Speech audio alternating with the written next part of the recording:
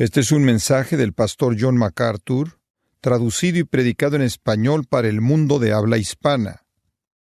Estoy tan agradecido por la canción que las hermanas Nicole tomaron, porque esa idea entera de amar al Señor Jesucristo realmente está en mi corazón el día de hoy. Y pensé, medité, estuve estudiando la palabra de Dios durante mucho tiempo esta semana, en algunos momentos en silencio, en cierta manera escudriñando mi propio corazón y buscando al Señor para saber qué les diría en preparación para esta mesa, para su mesa. En cierta manera sucumbí a la guía del Espíritu de Dios. Mi mente estaba fue inundada con la necesidad de enfatizar este asunto de amar al Señor Jesucristo. La iglesia es algo complejo, y la vida para nosotros se vuelve algo infinitamente complejo. Y algunas veces se vuelve tan complejo que perdemos de vista lo importante, lo básico. Y realmente creo que el ingrediente básico, o el elemento básico de la vida cristiana es amar al Señor Jesucristo.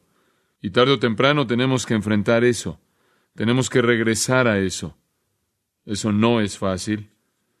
No sé si usted ha pensado mucho acerca de esto, pero ha llegado a mi mente con mucha fuerza últimamente la realidad de que vivimos en un mundo que tiene tantas opciones que es casi abrumador.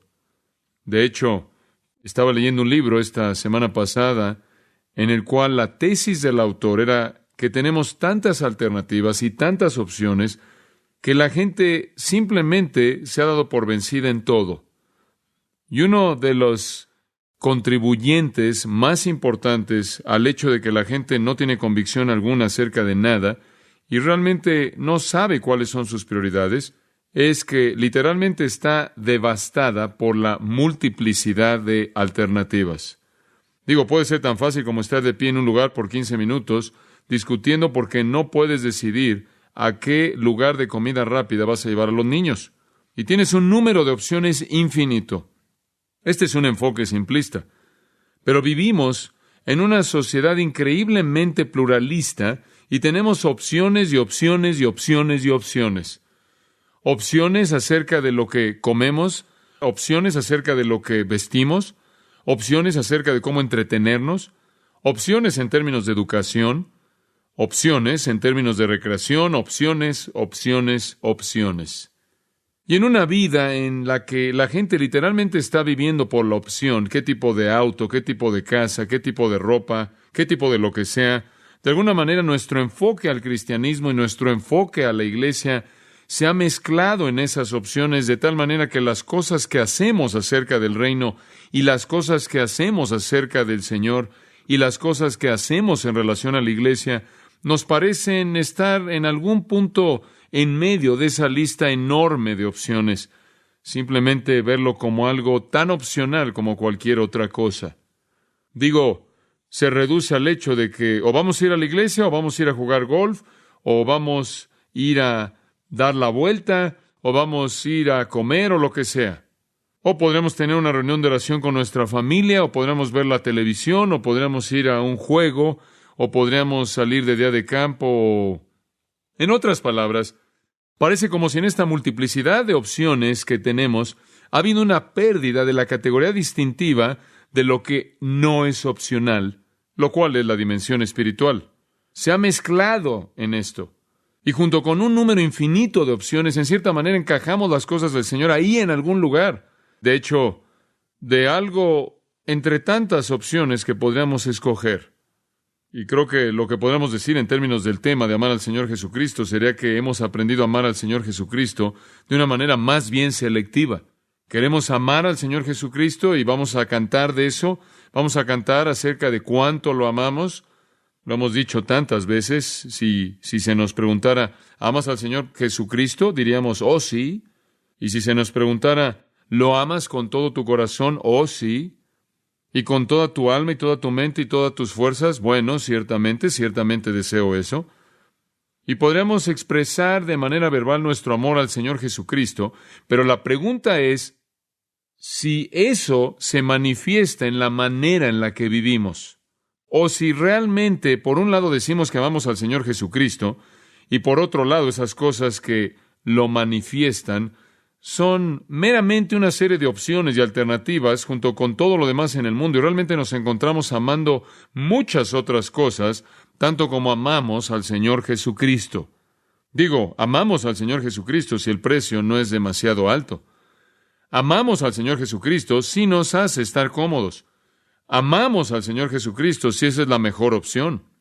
Y me preocupa esto, porque creo que hemos creado en muchos lugares en nuestra propia nación, en muchas iglesias y en nuestros corazones, aún aquí, potencialmente un verdadero problema en donde hemos perdido todo sentido de la santidad y de lo santo y de la obligación de aquello que es divino. La santidad de lo santo, debería decir, y la obligación para con aquello que es divino. Es simplemente parte de la vida entera que está llena con todo tipo de opciones. Y me preocupa eso. Y quería ver si esta mañana pudiera enfocarlos. Volver a enfocarlos en el área de amar al Señor Jesucristo. Y hablo a mi propio corazón, créame usted, conforme digo esto. ¿Cuál fue la marca primordial de un santo en el Antiguo Testamento?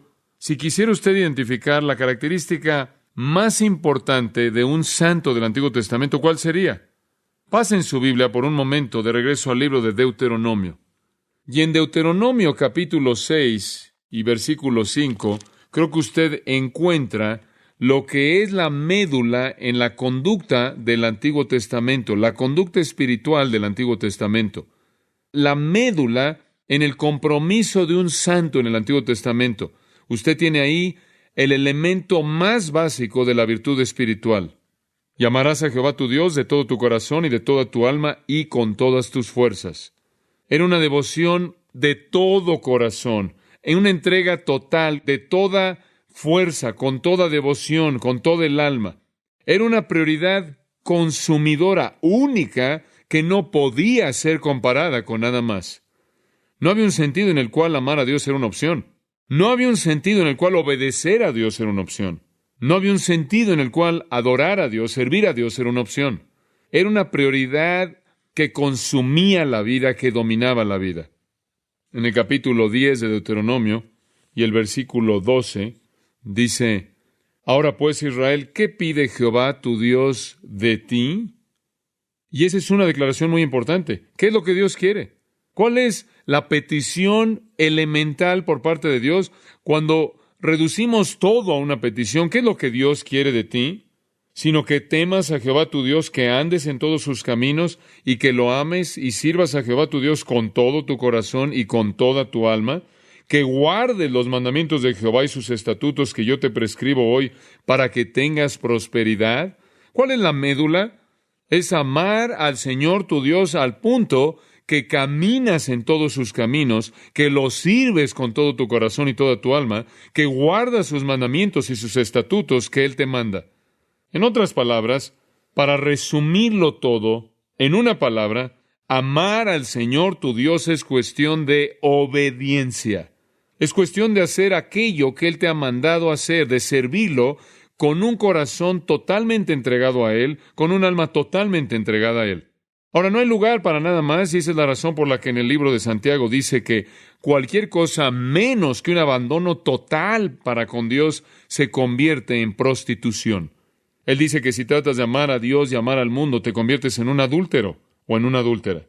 Te prostituyes a una invasión en una relación única e íntima y de todo corazón que debes tener con el Señor Jesucristo. Ese es el meollo. Debemos amar a Dios.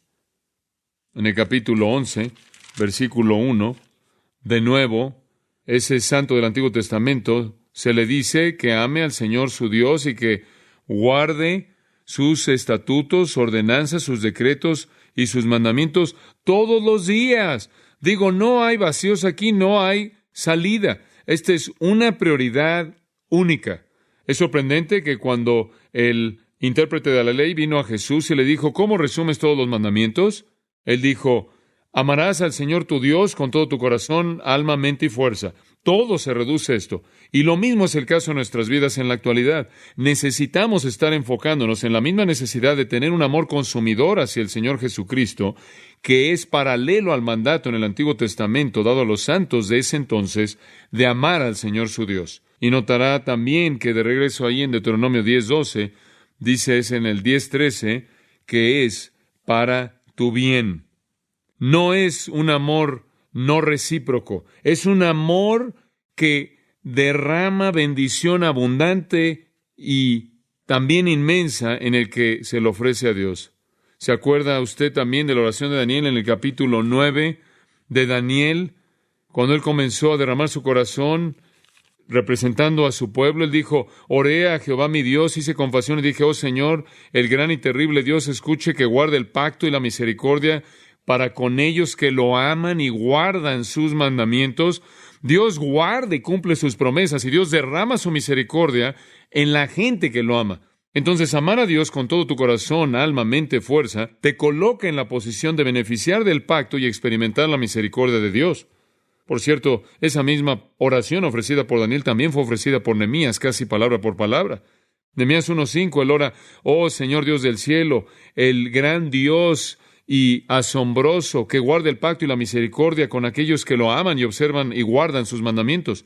Y el hecho de que esos dos individuos, Nehemías y Daniel, ellos pronunciaron una oración prácticamente idéntica, me lleva a creer que bien pudo haber sido una oración común entre el pueblo judío.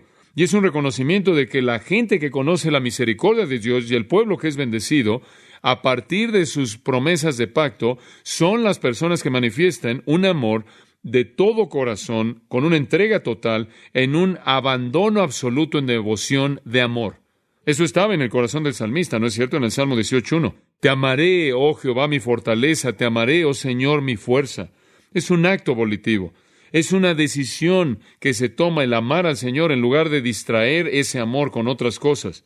En Proverbios 8:17, Dios dice, yo amo a los que me aman. Ahora, ¿es verdad en el Nuevo Testamento es lo mismo? ¿Es nuestro llamado en el Nuevo Testamento? Yo creo que lo es. Pedro lo resume para nosotros en 1 de Pedro 1:8, hablando de Cristo, él dijo, a quien amáis sin haberle visto, a quien amáis sin haberle visto. Esa es la marca de un verdadero creyente.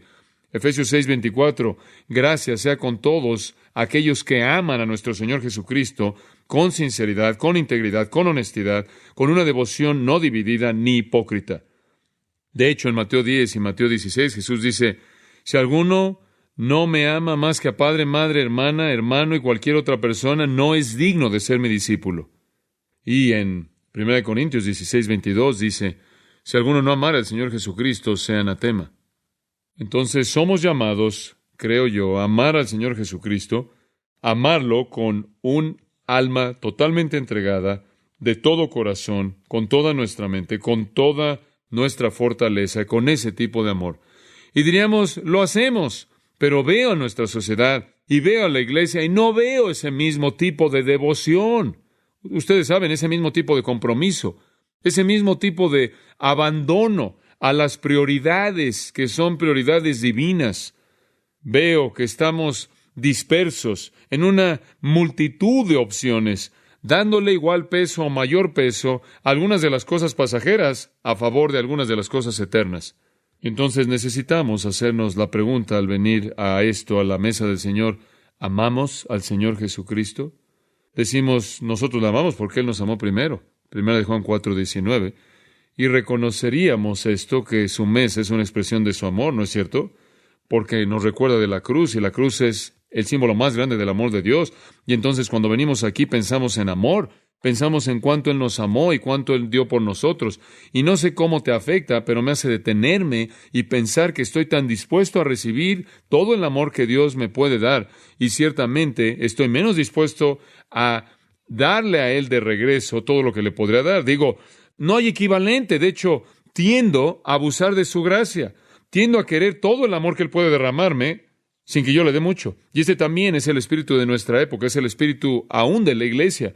Mi corazón continuamente se siente mal, con un sentido de repulsión por la teología de autoindulgencia que se está desarrollando en las iglesias, por la perspectiva de nómbralo y reclámalo, por el Jesús tiene que hacer esto por ti, esa manera de pensar, en donde el cristianismo ha invertido a tal grado su mentalidad, que en lugar de que mi vida sea un acto de amor devoto a Jesucristo, sea cual sea el precio, mi vida se vuelve una demanda de su amor para que Él me dé todo lo que yo pido. Y esto es torcer la intención entera. Leí ayer la autobiografía espiritual de Juan Bunyan, en la cual él rastrea su peregrinaje espiritual a cuando él abrazó al Señor. Y es algo increíble leer eso, porque usted piensa que acaba de ser transportado por algún tipo de máquina del tiempo a otra época de pensamiento. Aquí hay un pecador golpeándose el pecho, reconociendo que es un pecador, reconociendo que está condenado al infierno, literalmente está aterrado de que él no es elegido para salvación, temiendo que no hay manera en la que la gracia de la salvación venga del Dios soberano a él, porque él es tan absolutamente indigno, clamando porque por favor él sea escogido para ser redimido. Y cuando finalmente llega a la fe plena en Jesucristo, entonces él no puede hacer nada sino recitar una y otra y otra y otra vez la lista interminable de su maldad y deseos, simplemente enfocado de tal manera que está abandonándose de manera total a sí mismo en todo sentido de su vida al servicio de Jesucristo, sea cual sea el costo. ¿Y sabe lo que le costó? Le costó la cárcel, ¿no es cierto? Y usted lee algo así y dice, este hombre sería expulsado de la mayoría de las iglesias. Digo, él va en dirección opuesta a las doctrinas de autoestima, en dirección opuesta a la prosperidad, a las doctrinas de salud, prosperidad y riquezas, en dirección opuesta a las doctrinas de creencia fácil y gracia barata. Como puede ver, hemos hecho un cristianismo, hemos inventado un cristianismo que acomoda la multiplicidad. Como puede ver, hemos hecho un cristianismo que acomoda la multitud de alternativas y opciones de tal manera que cualquiera puede meterse en cualquier nivel que él quiera y hacerlo sin problema. No es que nos hemos detenido y dicho, yo no escojo amar al Señor Jesucristo. Es que simplemente, en cierta manera, nos hemos desviado de manera sutil, y este es el plan del enemigo, y él es muy eficaz. Satanás ha realizado su obra muy bien. Les dije a los ancianos en la última junta, les dije, creo que será bueno simplemente desnudar a Grace Church de todo, excepto la adoración del Señor el domingo por la mañana y el domingo por la noche, de clases de preparación para cómo evangelizar a los perdidos y la oración. Eso es todo lo que vamos a tener, todo lo demás se acabó. Y después veremos en dónde está la gente. Y de manera instantánea vamos a saber en dónde están los niveles de compromiso. Como puede ver, simplemente necesitamos regresar a las prioridades. Y una de esas cosas básicas es un entendimiento de que debemos amar al Señor Jesucristo. Y lo digo eso, te amo, Señor. No tengo ningún problema diciendo eso. El problema es vivir a la luz de eso. Y todos reconocemos eso. Entonces quiero que en cierta manera se pruebe usted a sí mismo, se evalúe a la luz de otra vida. Observe Juan 21. Pero quiero que se enfoque por un momento en Juan 21. ¿Usted se acuerda cuando el apóstol Juan escribió en 1 de Juan 3:18, hijitos míos, no améis en palabra y en lengua, sino en qué? En hecho y en verdad. Sí, ese es el punto. No es lo que usted dice, sino lo que usted hace. Ese es el punto. Ahora, en Juan 21 tenemos un encuentro entre Jesús y Pedro. Permítame darle un poco de trasfondo, un poco de contexto. Si usted fuera a leer el capítulo 28 de Mateo, usted descubriría que Jesús había dicho después de su resurrección y había aparecido a los discípulos un par de veces. Le había dicho, vayan a un monte, Mateo 28:16, vayan a un monte y quédense ahí, espérenme y yo voy a venir, le dijo a los discípulos. Y eso lo hicieron. Y el versículo 2 nos dice que estaba Simón Pedro, Tomás, Natanael, los hijos de Zebedeo, quienes serían Santiago y Jacobo y dos otros, y otros dos, sin duda alguna, Felipe y Andrés. Entonces todos fueron al monte. Estaban ahí con su líder Simón Pedro. Y esto nos prepara para una escena que es muy importante en términos de instrucción acerca de amar al Señor Jesucristo. Lo primero que quiero que vean es el fracaso del amor. Quiero que vean el fracaso del amor. Ahora recordarán que en Mateo se les dijo que fueran y esperaran en el monte. Ahora Pedro había afirmado su amor. Había afirmado su amor en el capítulo 26 de Mateo, versículos 33 y 34. Él dijo, aunque todos te dejaren, yo nunca te dejaré. Él dijo, aunque yo tenga que morir contigo, yo nunca te negaré. Y todos los discípulos dijeron lo mismo. Pedro dijo, te amo aun si me costara mi vida, te amo sin importar el precio, yo te amo, nunca te dejaré. Él tenía todo este compromiso verbal. Todas las palabras estaban bien, y entonces el Señor le dio una pequeña prueba a él y los otros discípulos, quienes confirmaron su amor. Él simplemente les dijo, vayan a un monte y esperen. No muy difícil de cumplir, ¿o sí? Digo, realmente no es uno de los grandes desafíos de todos los tiempos. Simplemente siéntate ahí en el monte hasta que llegue. Y el expresar verbalmente su compromiso de amor, en cierta manera, los preparó para ser matados, por así decirlo. Vemos el fracaso de su amor en el versículo 3. Simón Pedro le dijo al resto, y él lo dice de una manera definitiva. Él dice, voy a pescar. Yo creo que él estaba diciendo, voy de regreso a mi antigua profesión. A él se le dio un mandato simple, esperar en el monte hasta que yo llegue. Él desobedeció. Y no sé cuáles fueron todos los factores espiritual y psicológicamente que había en su mente, pero el hecho es que él lo desobedeció. Y ellos también le dijeron, debido a que él era el líder, vamos nosotros también contigo. Y todos dejaron el monte. Digo, acaban de desobedecer de manera instantánea el mandato tan simple y directo del Jesucristo resucitado, a quien ya han visto 2 veces y saben que está vivo. Salieron y entraron, dice aquí, en una barca, en la barca, dice el texto griego, lo cual bien podría indicar que podría haber sido el barco mismo, la barca misma, que Pedro usó una vez en el pasado como su propia barca para pescar, y ahora está regresando a su antigua profesión. Aquí está el fracaso del amor. Todas las expresiones verbales en el mundo no significaron nada cuando se les dio un mandato simple, una prioridad simple. Haz esto porque yo te pedí que lo hicieras. Él no podía obedecer eso. Él abandonó eso y su amor se fue realmente por el caño. Se fue por el desagüe, la desobediencia a un mandato simple. Ahora quiero que observe aquí un punto muy obvio. El amor fracasa cuando desobedece.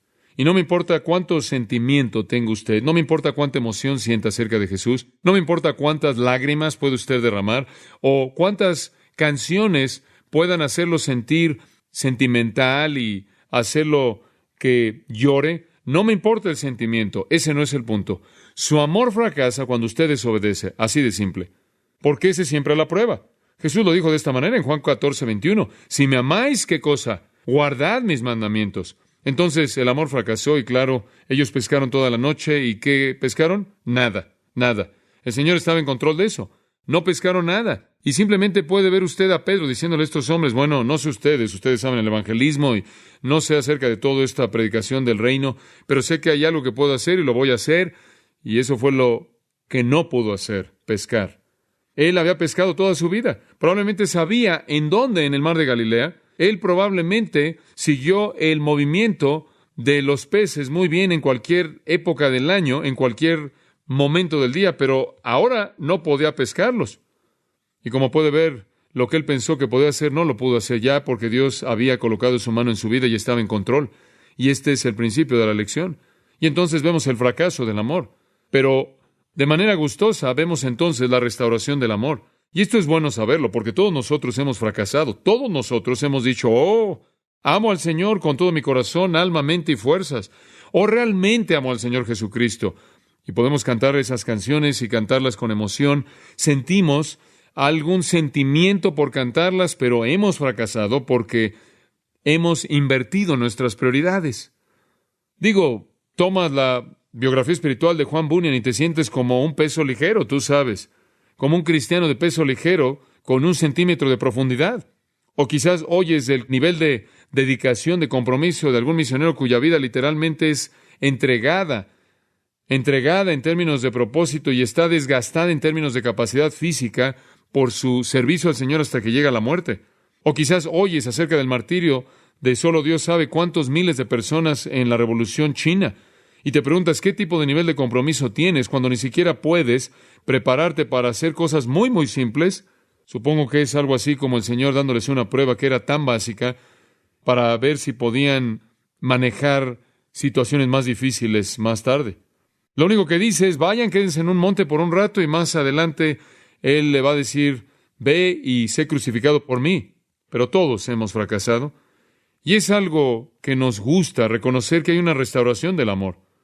Observen, si son tan amables, en el versículo 5, versículo 4, cuando ya iba amaneciendo, Se presentó Jesús en la playa, mas los discípulos no sabían que era Jesús. Y por cierto, ellos nunca supieron que era Él después de su resurrección, a menos de que Él se revelara a sí mismo a ellos. Había alguna transformación en su persona. Había alguna gloria que estuvo ahí después de su resurrección que causó que su identidad en cierta manera estuviera algo velada hasta que les fue descubierta. Y entonces ellos no sabían simplemente al verlo quién era, aunque solo estaban a unos metros de Él ahí de la costa, y esto pudo haber contribuido a que no pudieron distinguirlo. Y Jesús entonces les llama y les dice: hijitos, ¿tenéis algo de comer? ¿Han pescado algo? Y Él sabe perfectamente cuál es la respuesta, y ellos respondieron no. Y en cierta manera fue una respuesta que podríamos decir quizás de enojo por parte de ellos. Él les dijo: echad la red a la derecha de la barca y hallaréis. Entonces le echaron y ya no podían sacar por la gran cantidad de peces. Entonces aquel discípulo a quien Jesús amaba dijo a Pedro: ¡es el Señor! Este es Juan. ¿Por qué llamarte Juan cuando puedes llamarte el discípulo a quien Jesús amaba? ¿Puedo entender eso? Entonces dice aquí, aquel discípulo a quien Jesús amaba dijo a Pedro: ¡es el Señor! ¿Cómo sabe eso? ¿Quién más controla el pez? ¿Quién más controla los peces? ¿Quién más puede decir: echa tu red a la derecha de la barca, y todos están ahí? Y cuando Simón Pedro, cuando oyó que era el Señor, se ciñó la ropa porque se había despojado de ella y se echó al mar. Se puso la vestimenta del pescador porque literalmente solo estaba llevando una ropa interior, algo por el estilo. Y él se arrojó al mar. Digo, él ni siquiera pensó en lo que iba a pasar. Él simplemente tenía que regresar al Señor. Él tenía mucha prisa para la restauración del amor, ¿no es cierto? Y los otros discípulos se quedaron ahí en la barca para tratar de llevar todo este desastre a la costa. Y Pedro ya se fue. Y ellos arrastran la barca junto con la red y los peces. Y nos dice aquí que al descender a tierra vieron brasas puestas y un pez encima de ellas y pan. Jesús les dijo: traed de los peces que acabéis de pescar. Subió Simón Pedro y sacó la red a tierra llena de grandes peces, 153, y aun siendo tantos, la red no se rompió. Él debe haber sido un hombre fuerte. Él simplemente tomó un hoyo ahí de la red y lo jaló con los 153 peces enormes. Y dice: aun siendo tantos, la red no se rompió. Les dijo Jesús: venid, comed. Ninguno de los discípulos se atrevió a preguntarle: ¿tú quién eres?, sabiendo que era el Señor. Ahora, esta es la restauración del amor, y es un pensamiento feliz, hermanos. Escuchen, no importa cuánto mi amor ha fracasado, no importa cuánto tu amor ha fracasado, cuánto su amor ha fracasado, hay restauración. Y quiero que observe algo en este texto. Hay muchas cosas que podríamos decir, pero este es algo que quiere que observen. La restauración fue iniciada por el Salvador, quien fue ofendido. ¿Entiende eso? Fue el Salvador ofendido quien inició la restauración, y siempre será así. Me temo que a veces los cristianos que saben que han fallado en amar, que han fracasado en amar como debieran amar, se alejan del Señor y sienten algo de ansiedad o vergüenza acerca de regresar. Y lo que necesitan reconocer es que Él anhela que ellos regresen, y cuando ellos llegan a la costa, Él no tiene un látigo para golpearlos, sino que tiene un desayuno esperándolos. ¿Entiende usted eso? Ese es el corazón del amor restaurador del Salvador. Entonces vemos el fracaso del amor y después también vemos la restauración del amor, y me da gusto esto porque yo he estado en el mar muchas veces cuando debería haber estado en el monte, y siempre me da gusto cuando llego a la costa y Él no está ahí con un látigo. Él está ahí esperándome con el desayuno. Él está ahí para comer conmigo, y esa es la manera en la que es con el que restaura. Eso es lo que dice en Jeremías 31, creo que es el versículo 3. Con amor eterno te he amado, nada nos separará del amor de Cristo, ni aun nuestra propia desobediencia, ni aun nuestra propia falta de amor de vez en cuando no puede violar ese amor que es interminable por parte de Él y que nos alcanza y nos trae de regreso, y nos trae de regreso, y nos trae de regreso, y nos trae de regreso.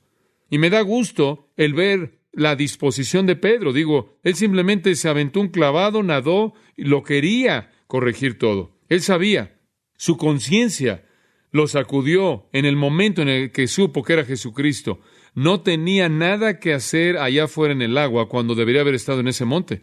Y él sabía que estaba desalineado, pero la razón por la que él fue un hombre tan útil fue porque tan pronto como, así con la misma rapidez que él fracasaba, al doble de la velocidad, él quería ser restaurado. Y cuando ustedes ven su vida, amados, no es que ustedes nunca han fracasado lo que los hace útiles a Dios, es que cuando fracasan, anhelan quieren apresurarse por ser restaurado, ¿verdad? Es cuando usted fracasa y cuando sigue fracasando y cuando usted se vuelve alguien que está satisfecho por ese fracaso y usted no desea esa restauración para que sea lo que Dios quiere que usted sea y se encuentra estando en una situación cómoda con algún tipo de cristianismo superficial que evita las verdaderas prioridades del reino de Dios. Ahí es cuando usted debe estar preocupado, porque es cuando Dios encuentra en ese punto poco uso, poca utilidad para usted. No es que usted no fracasa, es que usted fracasa y se apresura a regresar al lugar de bendición. Entonces vemos el fracaso del amor y la restauración del amor y después el requisito del amor. Están ahí desayunando. Jesús viene en el versículo 3, toma el pan, se los da y peces.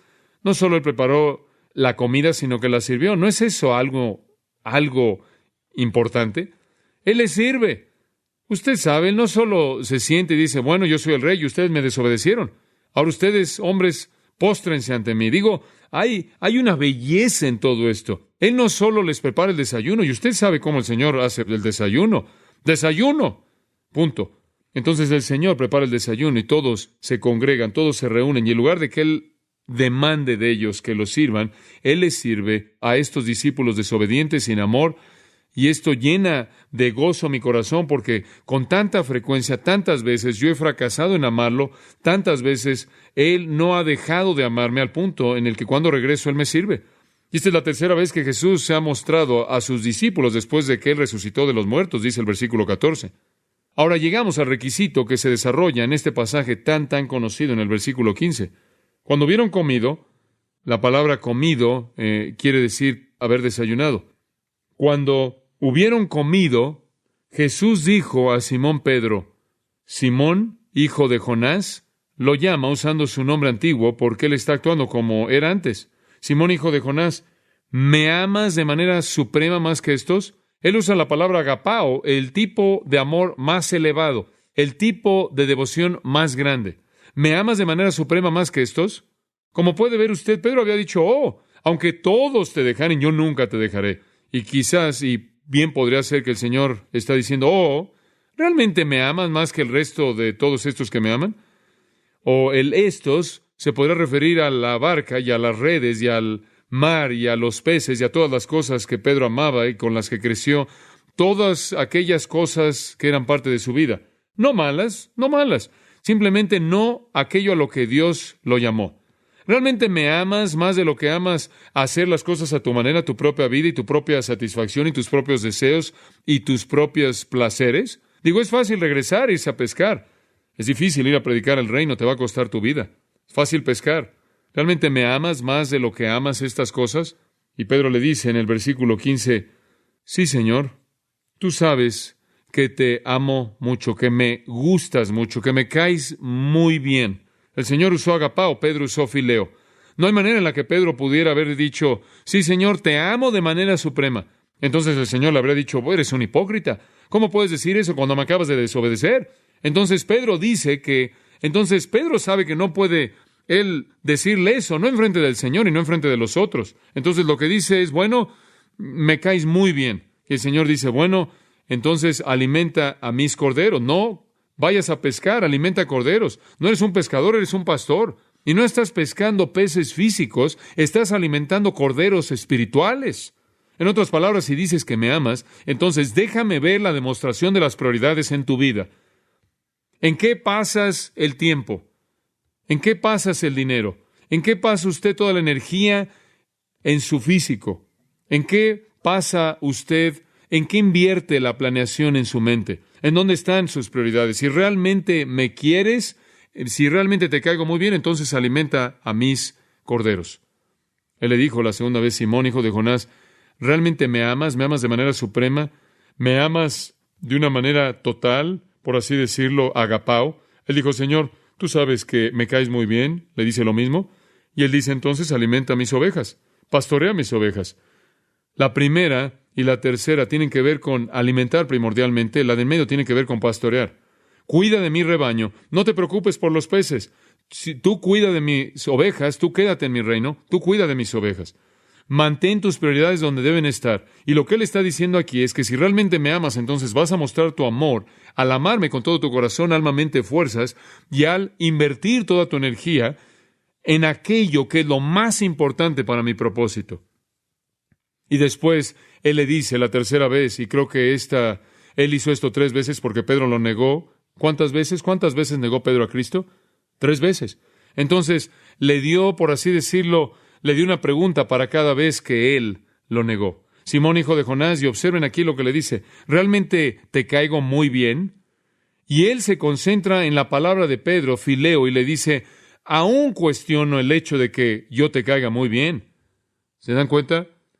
Pedro no podía decir, te superamo, pero el pensamiento de que Él se podía zafar, por así decirlo, con el que yo te caigo muy bien, el Señor dice, me pregunto si yo te caigo muy bien.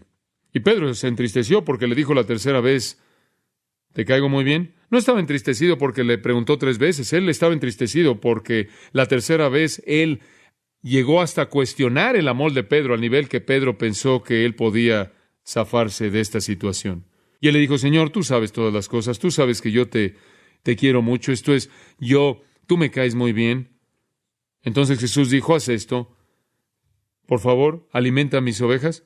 La prueba del amor no es su emoción, no es su sentimentalismo, no es que la piel se le enchine en términos espirituales cuando usted canta ciertas canciones, no es tener sentimientos cálidos acerca de Jesús. La prueba de su amor hacia Cristo es si las prioridades de su vida son espirituales o físicas, celestiales o terrenales, si está ahí buscando pescar porque lo disfruta y lo hace bien y es algo terrenal, o si está ahí alimentando ovejas, lo cual es una dimensión espiritual.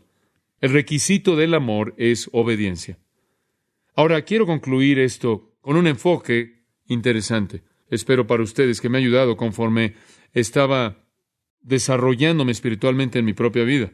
Solía pensar que habían algunas personas que amaban a Dios y amaban a Cristo en cierta manera, en un sentido místico lejano. ¿Alguna vez ha visto eso? De hecho, algunos de ustedes podrán pensar eso acerca de mí o de otros pastores o líderes espirituales o misioneros, como si están en otro nivel, como si están en otra planicie. Viven en algún tipo de dimensión que usted realmente ni siquiera puede entender. Me acuerdo que como niño yo solía leer estos místicos, llamaban a Dios de esta manera muy extraña y mística, y solía pensar que algo sucedía en tu vida para hacerte llegar a ese nivel. Creo que podríamos llamarlo un salto santo, simplemente iba saltando. Simplemente había algún tipo de experiencia ahí que te catapultaba a otro nivel. Y yo iba a servicios de iglesias o reuniones de campamento o lo que fuera, y un hombre derramaba su corazón acerca de la consagración o dedicación, y realmente estaba llamando para lo que los teólogos han llamado triunfalismo, o el salto santo es lo que lo llamo, ciertamente algún tipo de brinco enorme en algún punto, y ahora ha llegado a otro nivel.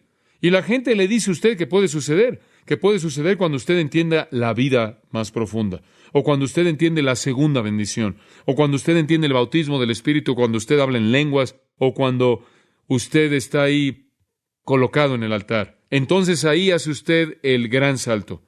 Y quiero que sepan que eso me frustraba, porque simplemente no lo podía hacer, no podía saltar. Y usted sabe, yo veía a la gente tratando de saltar, y después veía más tarde, y estaban de regreso en donde estaban, y me preguntaba, ¿qué pasó?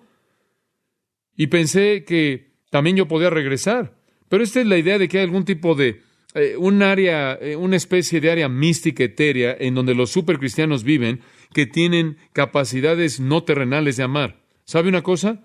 Eso simplemente es absurdo. Eso es absurdo. Es simplemente cuestión de un crecimiento gradual hacia la semejanza a Cristo que viene a través de la obediencia diaria. No hay saltos santos.